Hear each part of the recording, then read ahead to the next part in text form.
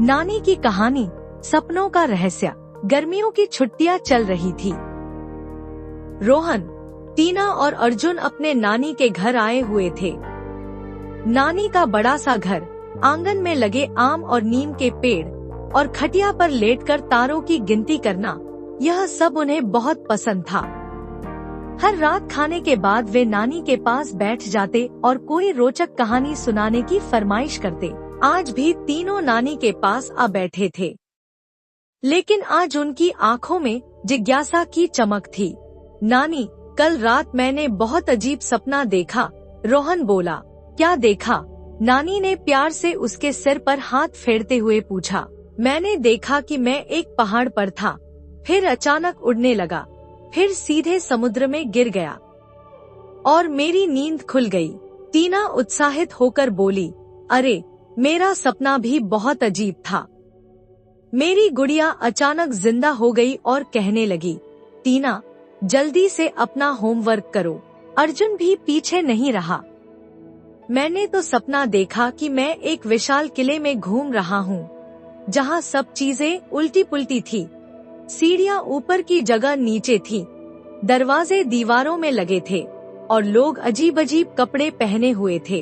तीनों अपनी अपनी कहानियां सुना रहे थे और नानी मुस्कुरा रही थी। नानी, सपने इतने अजीब क्यों होते हैं? रोहन ने पूछा। नानी थोड़ी देर तक चुपचाप तारों को देखती रही, फिर बोली, अच्छा, तो आज मैं तुम्हें सपनों का रहस्य बताऊंगी। तीनों बच्चे उत्सुकता से नानी के पास खिसक आए। नानी ने कहा, बच्चों, हमारा दिमाग एक बहुत बड़े कंप्यूटर की तरह काम करता है। इसमें दो मुख्य हिस्से होते हैं, एक चेतन मस्तिष्क और दूसरा अचेतन मस्तिष्क। टीना ने माथे पर बल डालते हुए पूछा, ये कौन कौन से मस्तिष्क हैं? नानी हंसी। चेतन मस्तिष्क वो होता है जो तुम्हें अभी सब समझा रहा है, जिससे हम सोचते हैं, सवाल पूछते हैं और फैसले लेते हैं। यह हमारे दिमाग का कंट्रोल सिस्टम होता है। और अचेतन मस्तिष्क वह जगह है जहां हमारी सारी यादें, भावनाएं और अनुभव संचित होते हैं। इसे तुम दिमाग की एक विशाल अलमारी या मेमोरी स्टोरेज कह सकते हो।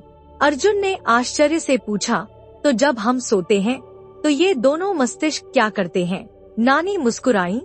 जब तुम गहरी नींद में होते हो तब तुम्हारा चेतन मस्तिष्क सो रहा होता है, लेकिन जब तुम हल्की नींद में होते हो तब तुम्हारा चेतन मस्तिष्क आधा सोया और आधा जगा होता है और सुसुप्त अवस्था में होता है। इसलिए तुम्हारा चेतन मस्तिष्क अचेतन मस्तिष्क में पड़ी तुम्हारी मेमोरी, यादों और तस्वीरों को ठीक से नहीं देख पाता। यह बात उसी तरह की है जैसे तुम्हें हल्की हल्की नींद आ रही हो और तुम्हारे सामने टीवी के स्क्रीन पर फिल्म चल रही हो। रोहन बोला, तो नानी, सपने इतने उल्टे सीधे और अजीब क्यों होते हैं? नानी ने समझाया, क्योंकि जब तुम्हारा चेतन मस्तिष्क हल्की नींद में होता है तब वह आराम कर रहा होता है और जो कुछ भी अचेतन मस्तिष्क की मेमोरी में पड़ा होता है उसे क्रमबद्ध करके समझ नहीं पाता। इसलिए तुम्हारे सपने कभी उड़ते हुए दिखते हैं, कभी डरावने होते हैं, कभी बहुत मजेदार। यह सब दिमाग की अलमारी में पड़े अनगिनत चित्रों और यादों का खेल है। नानी बोली, सपने में वही सब दिखता है जो हमने कभी ना कभी कहीं ना कहीं देखा होता है, सुना होता है और महसूस किया होता है। बस उन चीजों का क्रम बिगड़ जाता है।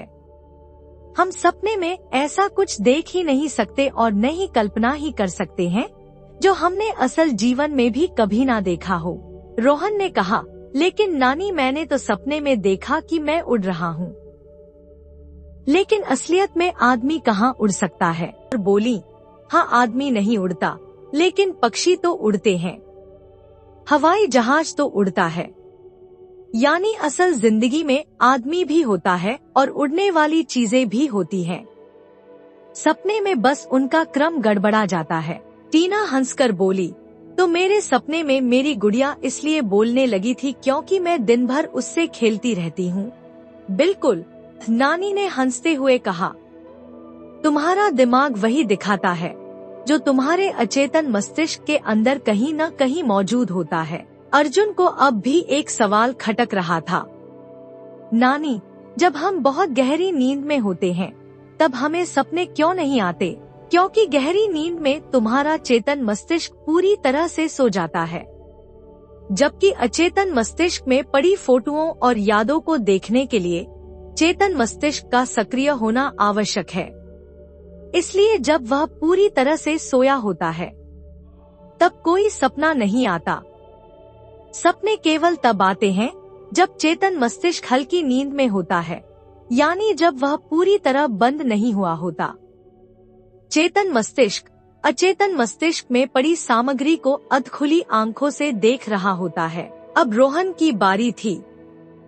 तो नानी, लोग कहते हैं कि सुबह के सपने सच होते हैं, क्या यह सही है? नानी ने मुस्कुराकर समझाया, सुबह के सपने इसलिए आते हैं क्योंकि उस समय तुम्हारा चेतन मस्तिष्क धीरे धीरे जाग रहा होता है। यह आधा सोया और आधा जागा हुआ होता है, और जब तुम्हारा दिमाग जागने लगता है तब वह सपने को वास्तविकता से जोड़ने की कोशिश करता है। इसलिए हमें लगता है कि सुबह के सपने सच हो सकते हैं, लेकिन असल में यह हमारे दिमाग का ही खेल है।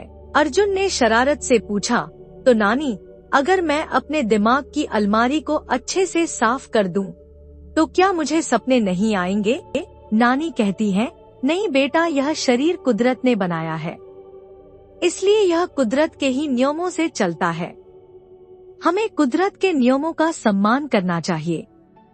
लेकिन मान लो अभी तक जो तुम्हारे अचेतन मस्तिष्क की अलमारी में संग्रहित हुआ है उसको तुम मिटा दो, लेकिन कल से फिर जो तुम देखना, सुनना और महसूस करना शुरू करोगे वह तुम्हारे अचेतन मस्तिष्क में फिर से जमा होने लगेगा। टीना पूछती है, नानी, सपने कभी अच्छे तो कभी डरावने क्यों आते हैं?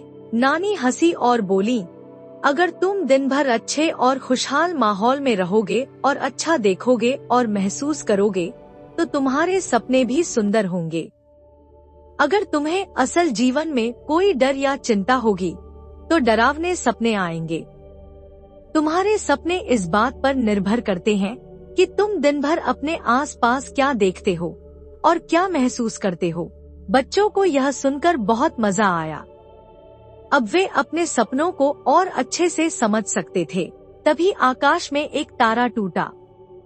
रोहन ने आंखें बंद करके मन ही मन एक इच्छा मांगी और मुस्कुराकर बोला, अब मुझे अपने सपनों से डर नहीं लगेगा।